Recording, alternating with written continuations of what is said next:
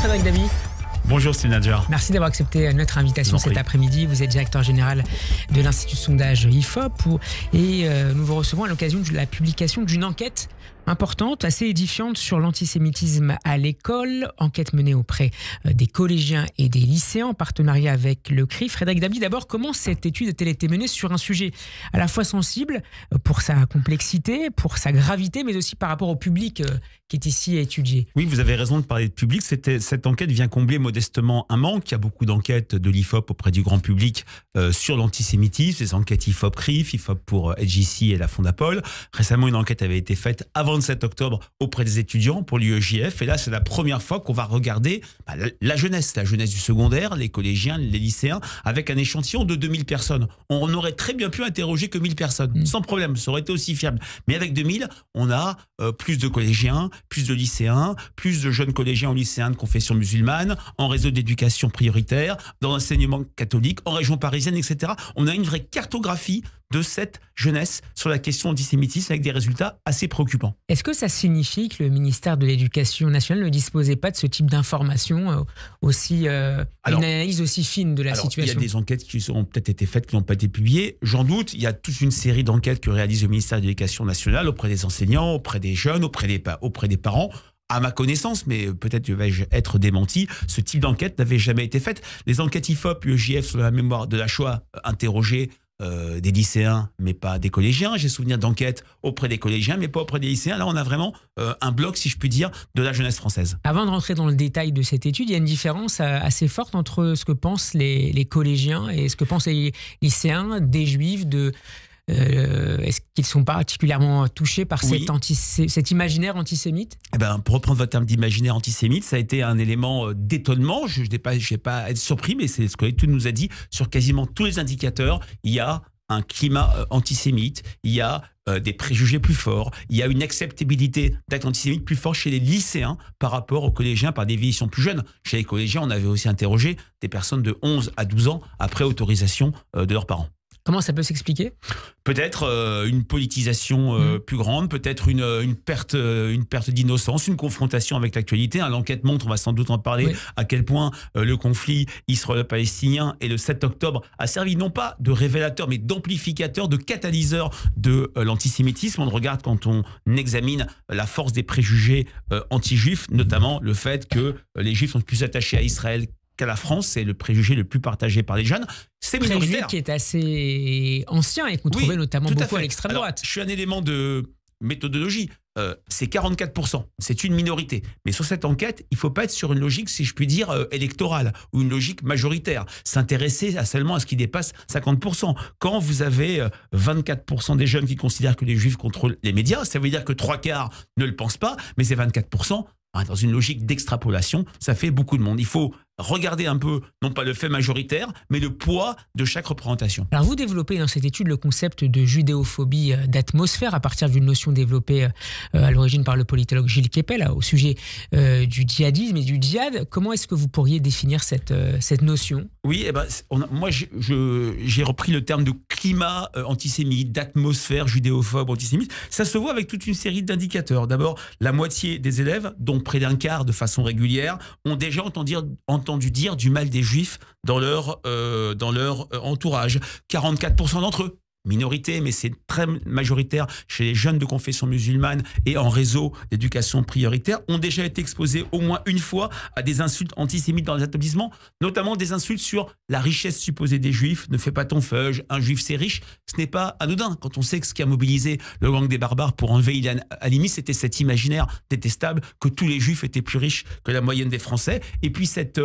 judéophobie ou cet antisémitisme d'atmosphère, on le voit à travers la force des préjugés dont je parlais. 54% des élèves adhèrent au moins à un préjugé anti-juif. C'est un peu moins que l'ensemble des Français. Et quand on regarde ces préjugés, il y a le soupçon, comme je disais, de double allégeance. Les juifs sont plus attachés à Israël qu'à la France.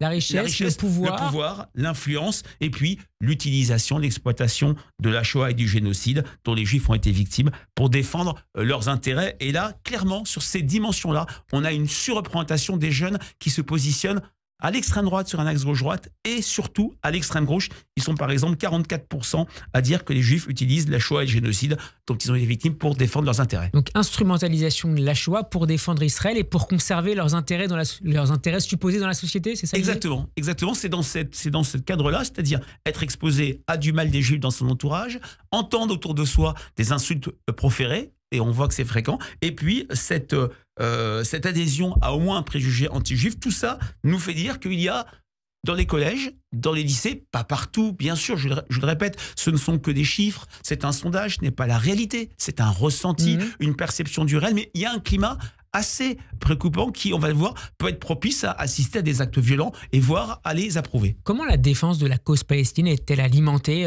dans les collèges et donc particulièrement dans les lycées par un certain nombre de ces clichés qui se diffusent, qui se répandent? C'est clair que la défense de la cause palestinienne, qui n'est pas une cause illégitime, je fais la différence avec le Hamas et la cause palestinienne, et je pense que beaucoup de gens dans le grand public le font. Les enquêtes IFOP-CRIF montrent que les Français, dans leur ensemble, soutiennent plutôt Israël et sont très peu touchés par la propagande du Hamas, et la cote de sympathie du Hamas, c'est 4% des Français, il faut avoir ça en tête. Pour autant, on voit que le 7 octobre a joué un rôle de catalyseur, ça a augmenté le poids des préjugés, notamment chez les jeunes en réseau d'éducation prioritaire, notamment les mineurs presque majeurs, de 17-18 ans en lycée, les jeunes de confession musulmane, par exemple, 25% considèrent que les Juifs sont responsables de la guerre dans la bande de Gaza. C'est une translation. Les Israéliens, ce sont les Juifs ce sont les Français de confession juive. Et donc, c'est l'élève juif qui est à côté de moi à l'école. Exactement.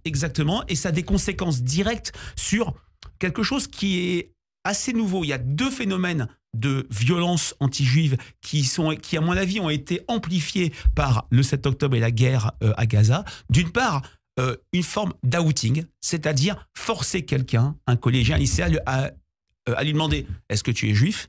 Et c'est pas le sketch célèbre qui était plutôt sympathique, ou est-ce que tu soutiens Israël? Première dimension. Et deuxième dimension après cet outing, c'est une forme de ségrégation, d'isolement, d'apartheid de ces jeunes de confession juive, puisque on a 16% des collégiens et lycéens qui disent « je ne veux pas avoir pour ami quelqu'un qui serait de confession ou de culture juive ». Alors, c'est une minorité, il faut bien le dire, mais 16%, toujours, ça fait du monde. Et quand on est sur le cas d'un jeune de confession juive qui afficherait tout simplement une sympathie ou un soutien à Israël, ce 16% devient 37%. Et là, 37%, on tangente une part très importante de la jeunesse. Voilà un signe qui montre à quel point, sur cet antisémitisme latent, c'est greffé de manière assez délétère, un antisémitisme, antisionisme. Il y a d'un côté les bons juifs qui ne soutiendraient pas Israël, et il y a tous les autres qui sont soupçonnés de cette double allégeance et que l'on rejette. On voit à quel point les discours décoloniaux, les discours oppressés, opprimés, à quel point ce conflit a, je dirais, complètement amplifié ce terreau d'antisémitisme déjà fort avant même le 7 octobre. Je parlais de l'enquête UEJF auprès des étudiants, elle a été faite bien avant le 7 octobre. Les mots que vous employez pour diagnostiquer cette situation, Frédéric Dabi, sont extrêmement, non pas surprenants, mais extrêmement impressionnants, édifiants, inquiétants. Vous parlez d'apartheid, de ségrégation au sein même de l'école en raison de la religion et du soutien supposé à Israël. Quelle réponse les pouvoirs publics peuvent-ils apporter à une situation particulièrement délétère, notamment dans les écoles dites sensibles? Alors, j'ai participé hier au Sénat au colloque du CRIF qui a été ouvert par l'ancienne première ministre Elisabeth Borne. Il y a deux choses qui m'ont marqué. Un enseignant de lycée disait que les élèves exposés à la question juive, l'histoire juive, avaient deux moments seulement dans leur scolarité. La 6e, l'Antiquité, on fait les Grecs, les Romains, les Hébreux comme on dit, et la Shoah en 3e et terminale. Uniquement cela. Est-ce qu'il n'y a pas plus de choses à raconter? Et je vais peut-être plus prendre ma casquette de sociologue des médias, que je ne suis pas spécialiste là-dessus, mais je le vois dans les enquêtes électorales que je fais. Plus que jamais, les médias jeunes sont des médias spécifiques. La manière dont les jeunes collégiens et lycéens s'informent n'a plus rien à voir avec celle des collégiens et lycéens d'il y a 5 ou 10 ans aux élections européennes. Dans notre enquête pour l'ANASEJ, une association qui aide les jeunes à s'inscrire sur les listes électorales et à participer à des conseils municipaux, les deux premiers éléments vecteurs d'information sur la campagne électorale, c'est un sujet à part, c'était Instagram et TikTok. Quid d'une communication sur les clichés liés à l'antisémitisme, sur les préjugés antisémites, sur la violence antisémite. On voit dans l'étude à quel point il y a un continuum entre la blague plus ou moins de mauvais goût qui devient raciste, les moqueries, les insultes, la ségrégation et les agressions physiques et verbales. Est-ce qu'il n'y a pas une communication spécifique à faire, au-delà de la campagne de communication classique, télé, radio, presse, auprès de ces segments qui sont spécifiquement jeunes, puisque la manière dont les jeunes s'informent, comme je le disais, est très différente des jeunes d'il y a 5 ans et a de moins en moins à voir avec la manière dont les adultes, dont les plus de 20 ans ou 30 ans s'informent. Voilà peut-être un élément de levier intéressant parce que l'enquête montre vraiment ce continuum antisémitisme d'atmosphère, reconnaissance ou adhésion à des préjugés, exposition à de la violence physique, verbale, anti-juif et acceptabilité, qui est bien sûr minoritaire. Alors, il y a par exemple certains établissements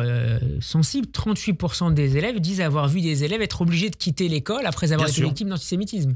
Tout à fait, tout à fait. On voit à travers cette enquête, et notamment amplifiée depuis le 7 octobre et la question d'Israël, qu'on a une sorte d'invisibilisation des jeunes juifs, des personnes interrogées. Oui, je connais des juifs dans mon établissement qui ne disent pas qu'ils sont juifs, et des stratégies d'évitement par entrée du collège et du lycée du même chemin pour rentrer chez soi. Enfin, c'est une enquête qui est de ce point de vue-là édifiante parce que au-delà des stéréotypes, au-delà des préjugés, au-delà de l'exposition à la violence, il y a des jeunes collégiens et lycéens qui approuvent. On a par exemple 26% qui déclarent déjà approuver des violences physiques contre les juifs, 20% l'isolement dont je parlais, ou 19% l'outing, c'est-à-dire la révélation des origines. Je pense que la question de l'information, de la communication, il a été évoqué une fresque contre l'antisémitisme qui serait un outil pédagogique pour les enseignants. Tout se passe à l'école. Mais tout n'est pas la faute de l'école. La première question dont on a parlé ensemble, Steve, sur le fait d'avoir entendu dans son entourage des propos antisémites, il y a une part importante qui viennent des parents, notamment quand on a un parent extra-européen, qui viennent d'éducateurs, qui viennent même d'enseignants. Et de religions, moi je crois que c'est 13% les enseignants. Et 13% les enseignants et 24% les religieux. À ce phénomène protéiforme, à cette violence protéiforme, il faut peut-être une réponse protéiforme, tous azimuts, mais qui doit passer d'abord par de la communication et déconstruire notamment ces préjugés anti-juifs dont ils font tant de mal. On parlait tout à l'heure de l'affaire Ilan Halimi. Dans quelle mesure les politiques, alors on a mis en avant tout à l'heure, vous mettiez en avant tout à l'heure la question de la politisation plutôt d'extrême droite et d'extrême gauche, dans quelle mesure les politiques de tel ou tel camp favorisent, nourrissent-ils cet antisémitisme, cette judéophobie d'atmosphère? Alors, l'enquête n'aborde pas cette question, mais si je prends nos enquêtes faites pour AGC en mai-juin dernier et celle pour le CRIF, clairement, la France insoumise apparaît comme porteur d'une responsabilité. Quand on a 92%, vous vous en souvenez, des Français de confession ou de culture juive qui considèrent que la France insoumise contribue à amplifier l'antisémitisme en France, quand il y a une obsession d'Israël de la part d'un Thomas Porte, d'une Ercille Yassoudet ou d'Anne-Emeric Caron, qui permettent, sans peut-être le vouloir eux-mêmes, mais faire cette équation israélien égale sioniste, sioniste égale juif, juif égale le collégien ou le lycéen à côté de moi qu'il faut donc insulter, qu'il faut donc peut-être frapper, qu'il faut donc isoler. Voilà quelque chose qui est très fort. Et d'ailleurs, on voit, je parlais de l'enquête AGC, dans l'enquête IFOP pour le CRIF sur le suivi du 7 octobre, on voit que Jean-Luc Mélenchon est l'homme politique à quasiment 80% dont on juge que les positions sont très ambiguës sur l'antisémitisme ou en tout cas qui contribuent à faire monter l'antisémitisme. Merci beaucoup Frédéric David d'avoir été avec nous. Je rappelle que vous êtes le directeur général de l'Institut de sondage IFOP qui publie en partenariat avec le CRIF une étude particulièrement intéressante, vous l'avez entendu, sur l'antisémitisme à l'école, étude à retrouver gratuitement sur le site de l'IFOP et sans doute sur celle du CRIF également. Tout à fait. Celui du CRIF. Merci beaucoup. Et la Fondation Jean Jaurès. Et la Fondation Jean Jaurès. Merci à vous Frédéric. Merci.